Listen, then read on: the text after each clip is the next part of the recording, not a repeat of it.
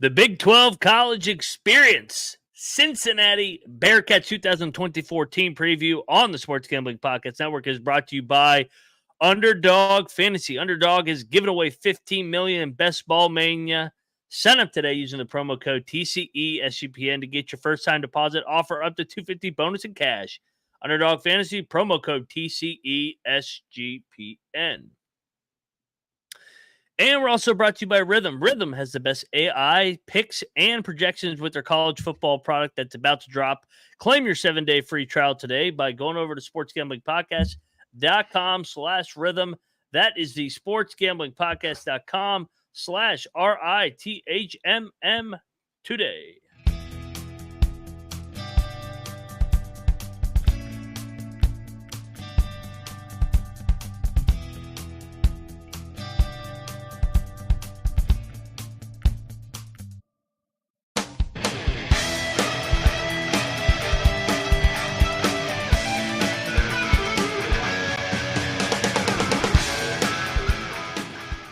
And welcome, everybody, into the Big 12 College Experience, part of the Sports Gambling Podcast Network, Cincinnati Bearcats edition. We're talking Bearcat football in the year 2024.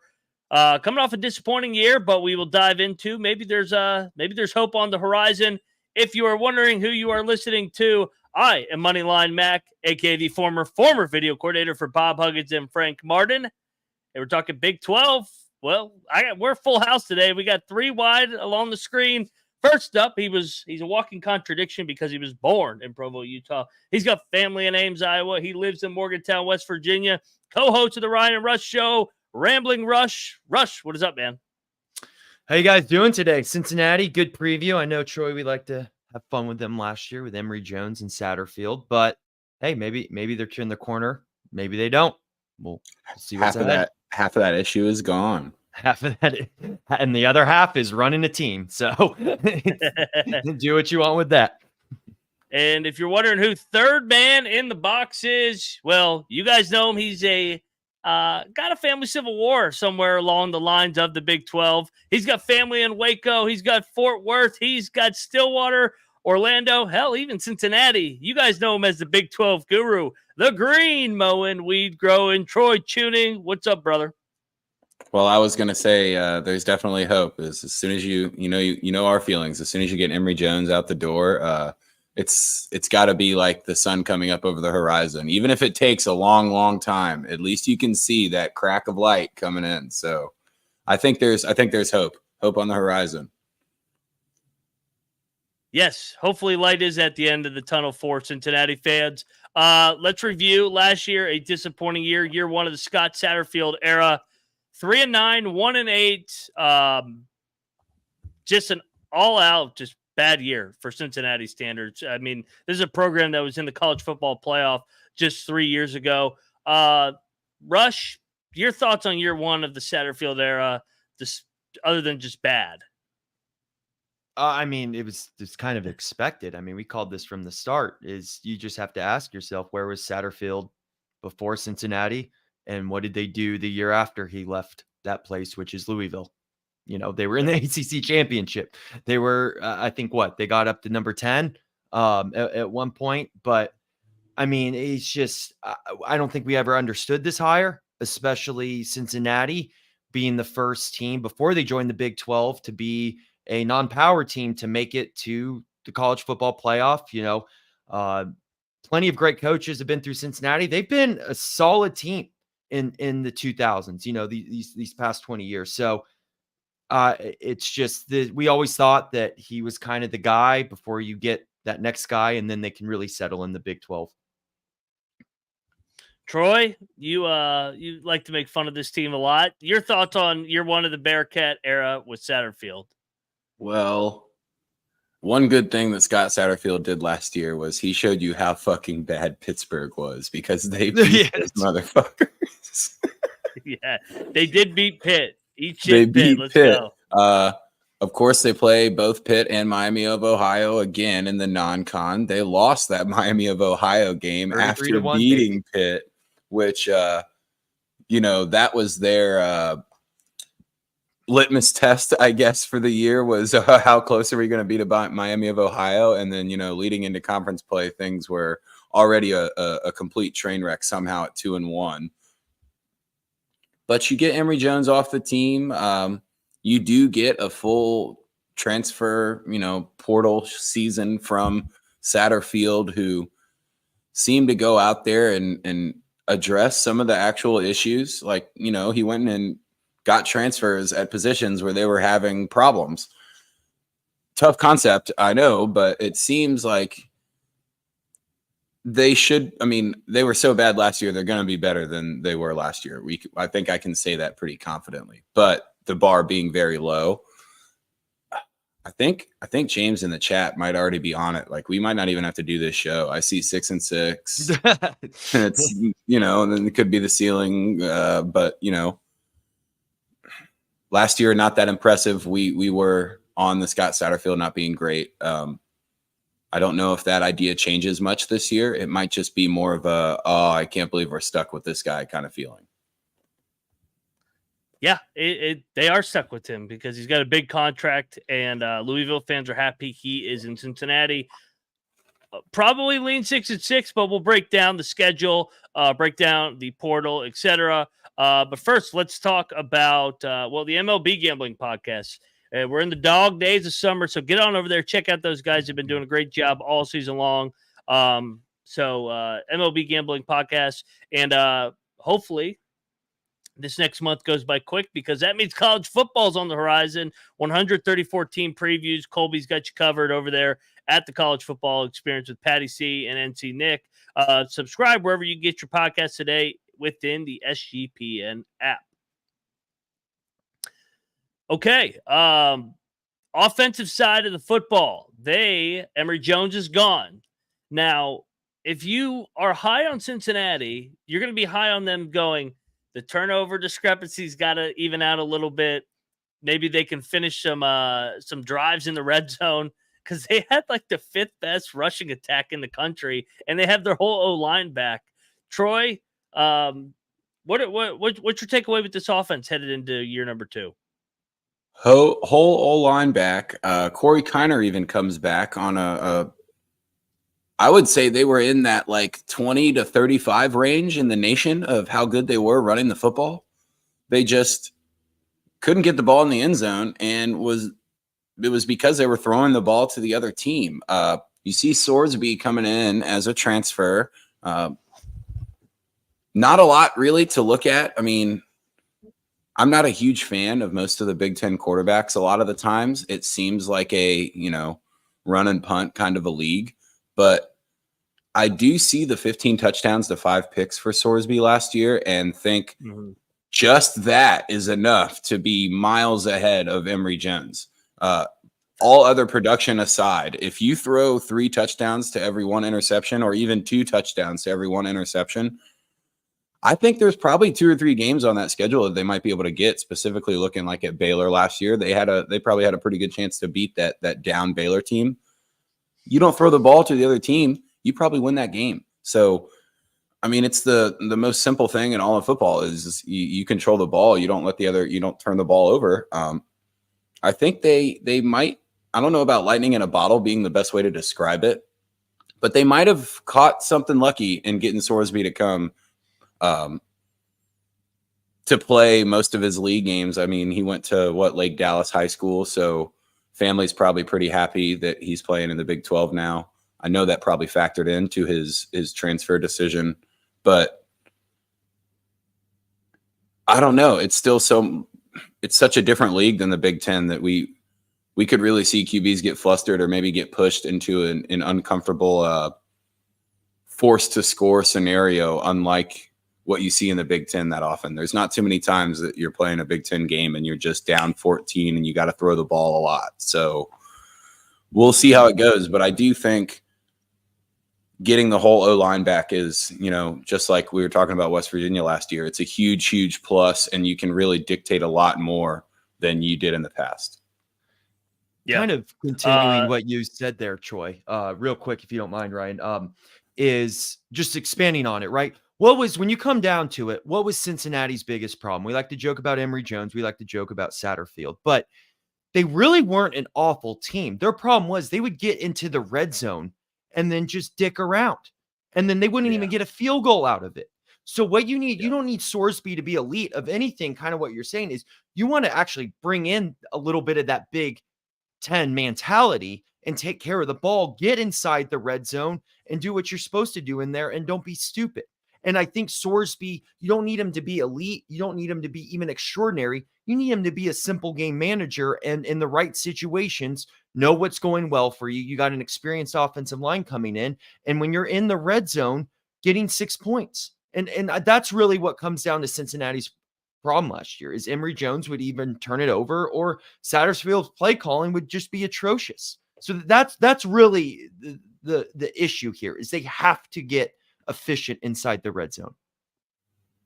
And the game that comes to mind is that first Big 12 game, the Oklahoma game, where they're in the red zone the entire game, and they have like 3 points midway through the third quarter, or maybe it was 7 points. But I'm like, man, they've been in the red zone the entire game. Why can this team not finish drives? And it was just the way that the season ended up being the entire way is they just game after game, they would win the yardage, they would win the first downs, they would win all the stats, but they would lose the points on the scoreboard because they just could not finish drives. A lot because of the play calling, like you said, and a lot because Emory Jones just wasn't very good. We liked this defensive line last year. Troy, what's your thoughts on the defense coming into this year? Well, we mentioned something before the game. If Dontay Corleone can be, even if he's only 90%, that'll be a pretty good comeback get for them. They need him back. It's very, very transfer dependent. They brought in Derek Canteen, Logan Wilson, Mekhi Miller, Josh Minkins, all defensive backs. They got Kyle Stokes from Ohio State at safety. They got your guy, Jared Bartlett, coming from the edge to play the Mike linebacker now, at least for the time being. They're going to try the Jamin Davis transition on him.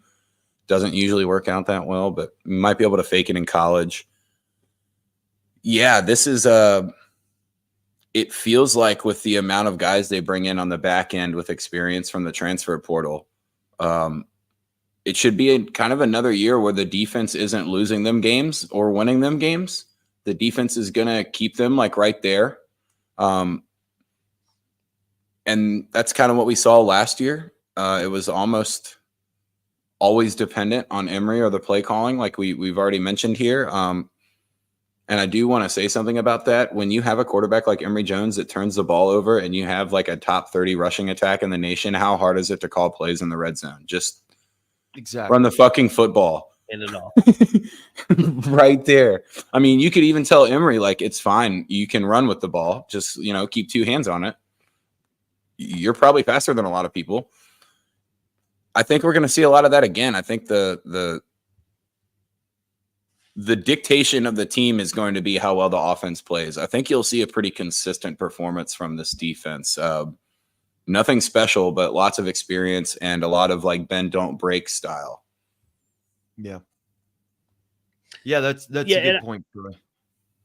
And I would say that the defense wore down throughout the year just because of how deflating the offense was. Just watching them get to the red zone and it's just deflating as a defense, and they wore down and they got their teeth kicked in late in the year. That West Virginia game comes to mind where we just ran the ball right down their throat.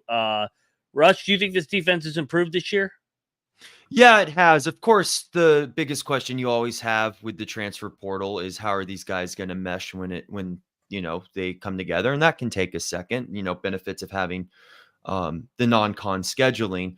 But as Troy said, is you do have a lot of experience with all the guys he named off, especially in the secondary, and then of course Bartlett. Then we knew at West Virginia, so they're all redshirt seniors coming in, and their defense, I know they wear down at the end of the year, and you can see that in football, right? When your offense isn't producing, you kind of already know where the rest of the season is going. The West Virginia game you brought up, Brian, those tend to happen. But I really don't blame the defense for last year at all. They did have some injuries, but solid defense, guys, you're bringing in guys with experience. I'm really not concerned with their defensive end. And, same kind of with their offense too, especially the line, the foundational piece. I know we're going back to the offense here, but I think this team really comes down to is can Sorsby be a game manager and kind of feel out the game, and can Satterfield coach? Those are your two biggest questions about this team. Not really too concerned about defense, not concerned about offensive line. And usually when you have those things going for you, it's more of a situation is don't shoot yourself in the foot. Yep. Don't shoot yourself in the foot. I'll tell you where you definitely want to shoot yourself is over there at Underdog. You want to shoot for the stars there over at Underdog because they got their new college football best ball, which you can go streaking and go 11-0 and see if you can win 1,000 times what you put in. Plus, Best Ball Mania is live with 15 million in prizes. We love Underdog. We're going to do an Underdog lineup every week here over at the Big 12. Us three put it together. I'm going to flip me and Rush here because I got to plug Underdog right above me. There you go. Promo code right there, everybody. TCESGPN. To claim your special pick and first time deposit offer up to $250 bonus in cash. Underdog Fantasy promo code TCESGPN.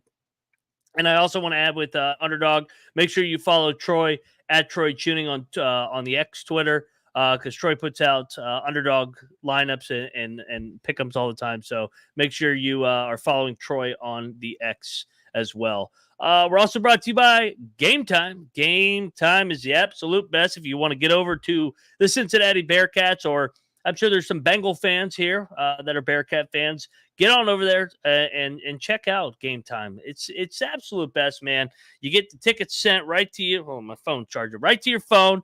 And you get to see exactly where you're sitting. You're no obstructed views, no behind the pole when you get there, and you're like, man, I spent $90 for this ticket, and now I'm behind a goddamn pole. That Game Time's got you covered.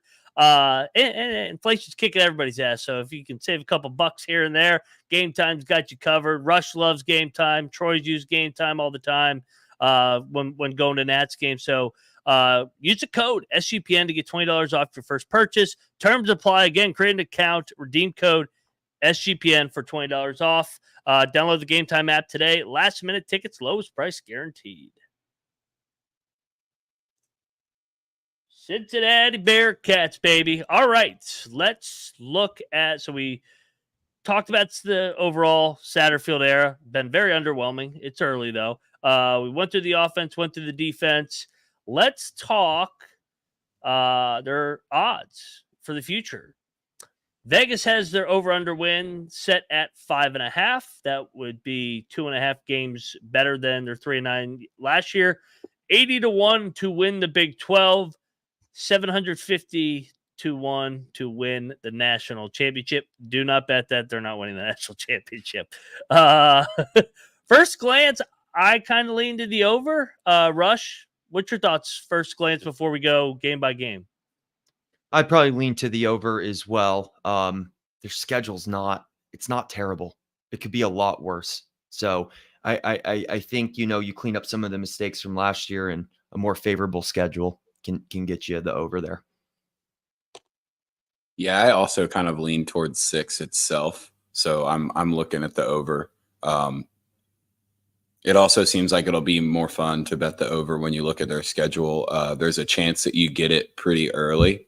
And then there's also a chance that you're stuck for the last month of the year just fucking hoping for one of them. Get one. At least you got skin in the game. So, it's always more fun to root for like one win in the last 4 games than it is for you to root for a team like, all right, I need you to go 0-4 so I can hit this under. Yeah. Well, let's talk about that first. Their first 5 games are very favorable. First up on the dock, and by the way, their experience rank is 112th, so not a lot of experience back. 65 or 65th in Bill Connolly's production rank, so middle of the pack with production back. Experience, not the most experienced team in the world. Towson's the opener. I think we all have that as a win, correct? Yep. Yeah, I have them beating Towson. Okay, and so let's break it up now into the second and third game. They get Pitt at home. They beat Pitt on the road last year. As bad as they were, they beat Pitt. And honestly, they kind of kicked Pitt's ass. They were up 20. They were up 3 touchdowns in that game. Pitt was also really freaking bad last year. Hopefully they're just as bad this year. And then they're at Miami of Ohio. Oh, God. Shout out to Miami of Ohio. They helped us cash that 33-1 parlay that we gave out in week 3 with BYU on the money line at Arkansas, West Virginia on the money line against Pitt, and Miami of Ohio money line at Cincinnati. Rush, do you have 2-0 or 1-1 in this stretch? I am 3-0. I think this is a favorable schedule. I think they continue their dominance against Pitt. The game's at home this year, and I don't think they make the same. That's losing to Miami of Ohio 2 times in a year, two years in a row. Pardon me. If that's the case, Satterfield might get fired then. Like you can't have that. Like I said, this is actually a pretty kind of what Troy was talking about. Is this way schedule's setting up? Is you might just, if you take the over, might just need 1 win in that last month there. Troy, do you have them getting it done against Pitt and Miami of Ohio to get to 3-0 overall? Yeah, I actually do. I have this as a revenge spot. I think they have this one circled. I think this might be the best game that Cincinnati plays all year on the road at Miami of Ohio. I also don't think Miami of Ohio is as good as they were last year. And I think it's worth noting in the experience rankings that they never taken, like, that's just returning experience. All the older guys they got to transfer in is going to play a bit of an impact, especially in these early non-con games.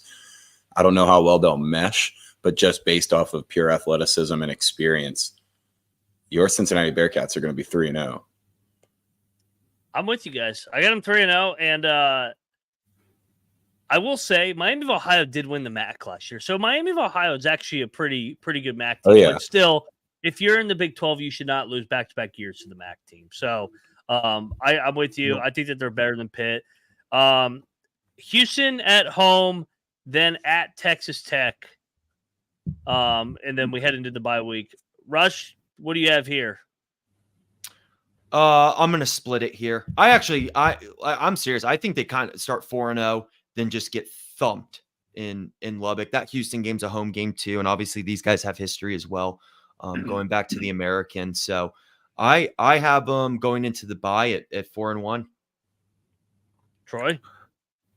I don't know which one of these 2 games I want to give them the win. I think it's good to get Fritz early. Yeah, I was going to say, I think Fritz is a significantly better coach than Satterfield, but you get him in the 4th week of the year in a first-year scenario. It's a perfect schedule spot. Going on the road to Lubbock is, I mean, that's not quite worth me giving them a win right now. But again, I think that might be a game that Cincinnati covers and maybe even has a chance. I don't know if they get thumped there. I don't know if I'm falling for the Texas Tech hype 2 years in a row. I think they're also a middle-of-the-pack team, and a 4-0 team that's got confidence is always scary. Yeah, I don't think it's about the Texas Tech hype necessarily. The reason I think they get thumped is most people don't have them going 4-0, and a bye weeks. I think it's more of kind of just a letdown spot, like a scheduled loss. Yeah. I got them beating Houston, then I got them losing at Texas Tech. They can't go 5-0. They're not 5-0 good. If they do somehow go 5-0, then you're sitting there the end of September, and all you need is one more. But all across the board, we got them 4-1 into the bye. Then you get the 3-game stretch. Reminder: every Big 12 team gets 2 byes this year in league play. At UCF, Arizona State at home, at Colorado. That 3-game stretch is huge. For this Bearcats team. I got them 1-2. I think they'll beat Arizona State at home, but I don't think that they'll win either road game. Rush? I agree. I think going into their next bye with their remaining 4 games and just the scenario we were talking about, they'll be 5-3. You need them to win 1 of the last 4 games. And this is where it does get a little tough for them. I think they hit this over at Colorado.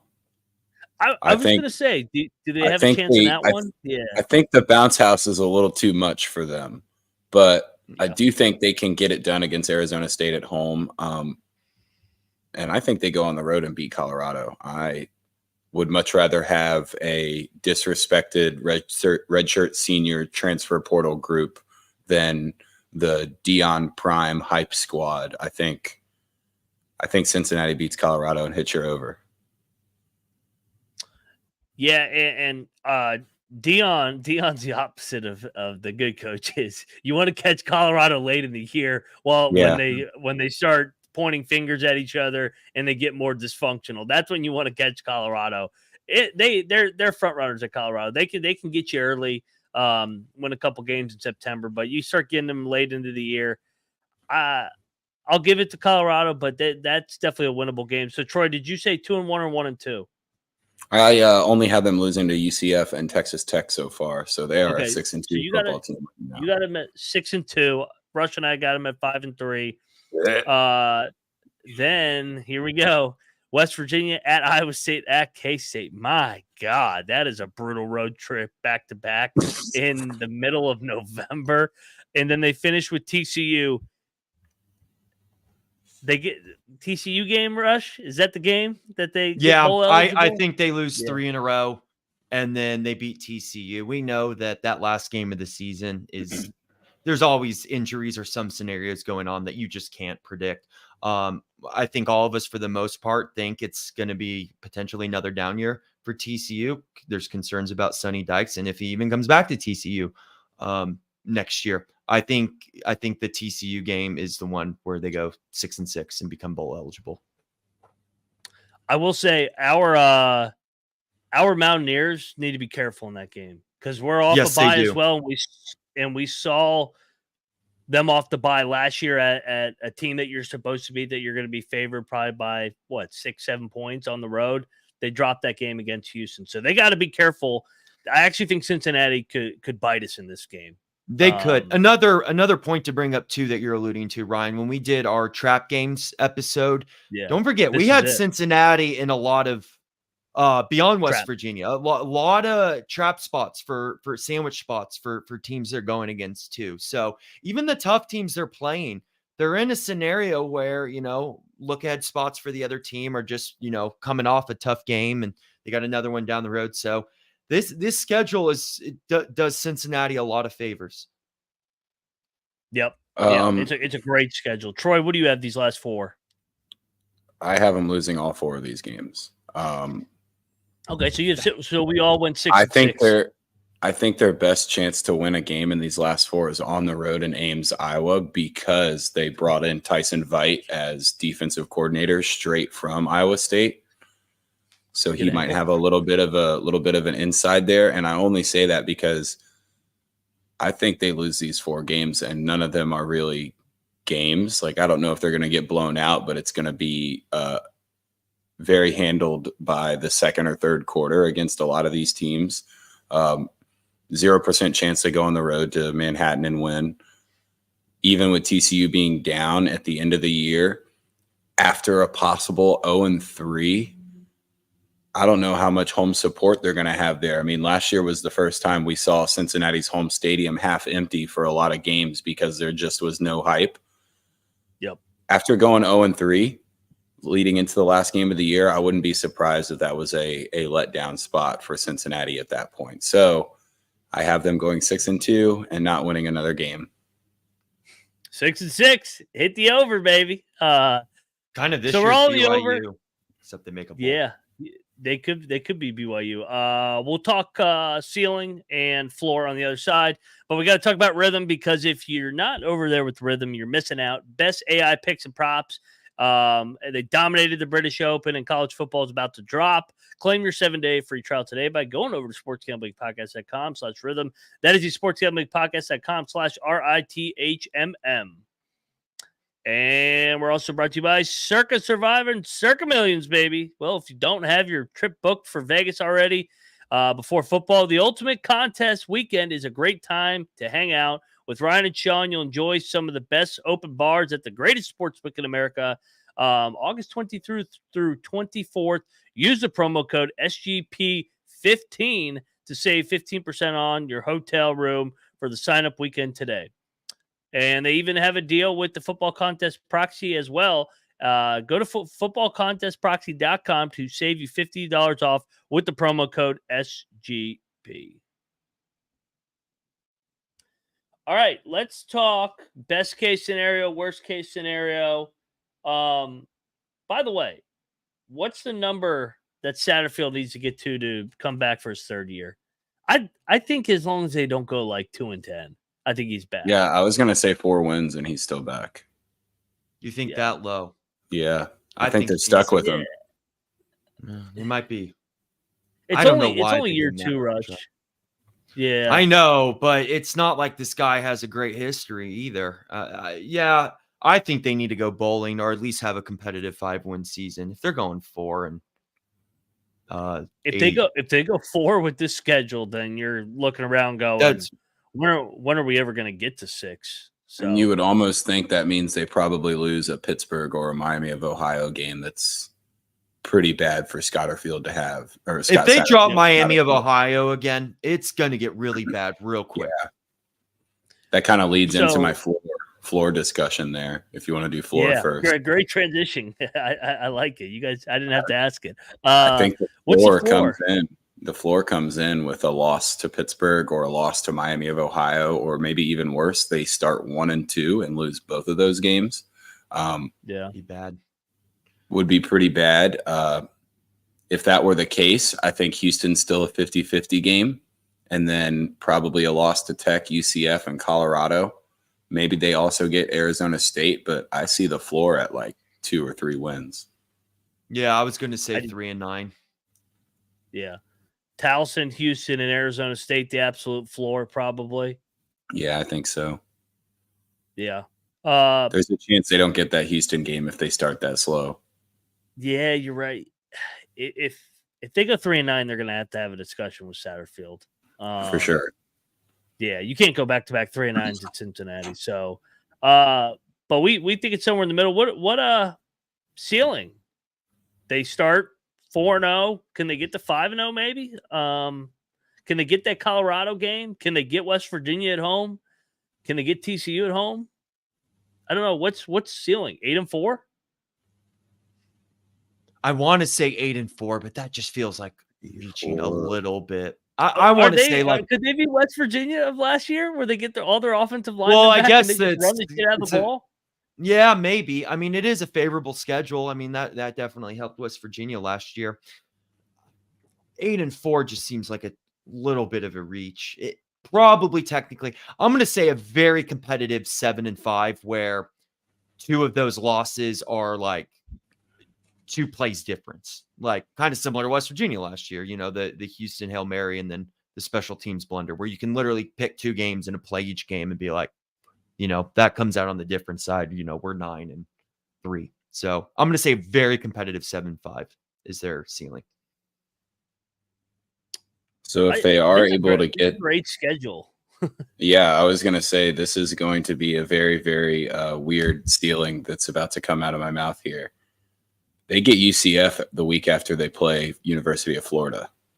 Off of a bye, they go on the road to UCF. So if there's a scenario where UCF gets beaten down by Florida and is kind of fatigued, or even a scenario where UCF wins like a close game with a game-winning field goal against University of Florida and goes fucking apeshit crazy, there's a chance this team could start 7-0. Going to Colorado with a chance to go 8-0 against Prime. That would be one that I would then flip and would be all over Colorado with a 7-0 team coming to Colorado. That's a show-off spot that I don't know if it becomes that winnable, if that's the case. But then maybe West Virginia, and I'm going to say if they're playing that well, then between the 2 home games, West Virginia and TCU, I think they get one of those. And maybe win at Iowa State. I'm going to say their ceiling is 9 wins. That's bold. I like it though. I just they're going to win 2. I'm going to say 8-4. I'm going to say 8-4. If they can hold, because their home schedule's nice. I mean, Arizona State and Houston, those should be wins. They're going to be favored in those games. TCU will probably be somewhat of a toss up, and then West Virginia, they'll be probably a short dog. Yeah, that's the hardest home game they have is West Virginia. Yeah, and I love it. We love our Mountaineers, but I mean, we're Tough not game. the same team on we're not the same team on the road. So, yeah, this is a great schedule. We're all on the over here. This could be a fool's gold, like 7-5 this year for the Satterfield era, where false hope, hey, we got in the right direction, and then next year we fade the shit out of them. I think 2-10. I think this is almost like the NFL in division, like when a team has a dude like Mike McCarthy, you let him win like 2 or 3 more division games just to get that to that 8-win number, and it's like, they're stuck with him still. Perfect. Like if they go 7-5, Satterfield is completely off the hot seat for at least a whole year. And it would just be schedule dependent. Like next year when they have to go on the road to Arizona and lose, it'll be, Is this your most confident one we've done so far? On the over? Yeah. Just based on schedule, yeah. And typically, the safest way to handicap college football is very, very schedule dependent. And it is. It has way more to do with week to week scenarios than it does with just talent. So, yeah, I would say that, how many wins would you give West Virginia if they had this schedule? Like minus the WVU game, I think they might have a chance at going undefeated other than the Kansas State road game. I mean, I was really reflecting on West Virginia's season the other day, and they finished 8-4. I don't think, other than Texas Tech, I don't think they beat a team last year with the winning record. Like this could be the West Virginia schedule of last year, where you're absolutely right, man. Oklahoma State got to the Big 12 title game because they played all those newcomers. They weren't the second best team. Oklahoma, although they did beat Oklahoma head to head, but Oklahoma was better than Oklahoma State last year. And probably their only big win was the one in Morgantown. And that's the one that got them over the hump.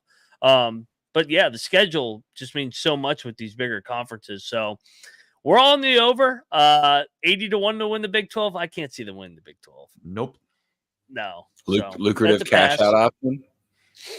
Cash out option in the last bye week of the year when they're walking into the bye week at 7-1. For you, it actually might be worth a stab if they're 6-2, and then you can 6-2 right and just that puppy. take that money and save it.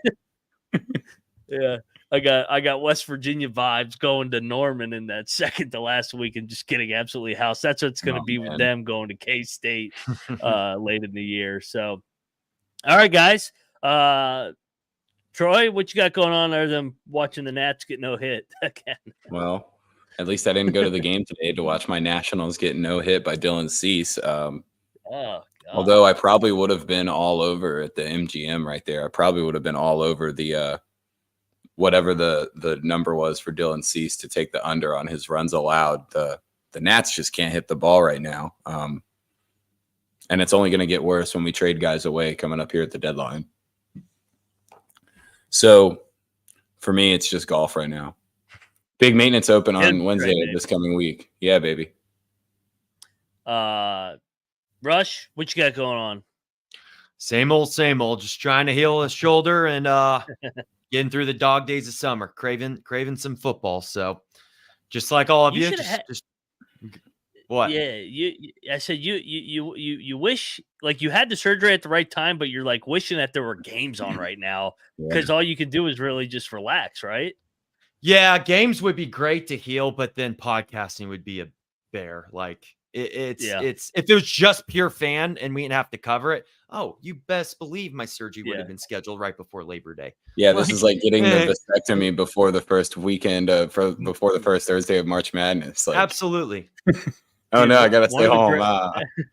One of the greatest injuries ever to me. I got appendicitis on a Friday morning, and it's like a 48-hour. You can't move. So they released me from the hospital Saturday morning. I had the procedure on Friday, and they go, all you're allowed to do is just sit on the couch and not do anything. And it was week 2 of college football and week 1 of the NFL. And I was like, I can do that. Don't worry about that. I can just sit my fucking lazy ass down and watch football all day and heal up this appendicitis. So yeah, there you go.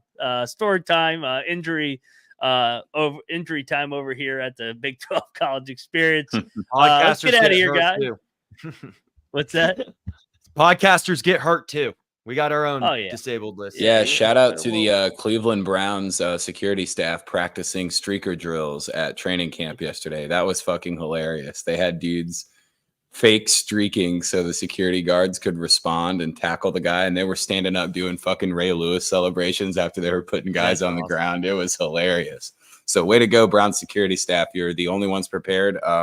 Should have had them at that Argentina soccer game in the Olympics. They would have shut that shit down quick. No doubt. No doubt. All right, guys. This concludes another week. 5 down, 11 to go. I was like, how many teams do we have in this fucking league again? We got 16. Next up, everybody's favorites up next, the Colorado Buffaloes. Make sure you're subscribed to all channels, the Big 12 Experience, the College Football Experience, FCS Experience. Go find out about Towson, you Cincinnati fans. That's your opponent week 1. And go check out the College Baseball Experience with Noah as well. Go check out the main Sports Gambling Podcast Network as well with Ryan and Sean. He is at Rambling Rush. He's at Troy Tuning. I'm at Moneyline_Mac. We are the Big 12 College Experience. Go Bearcats, and we are out of here. Got November 9th.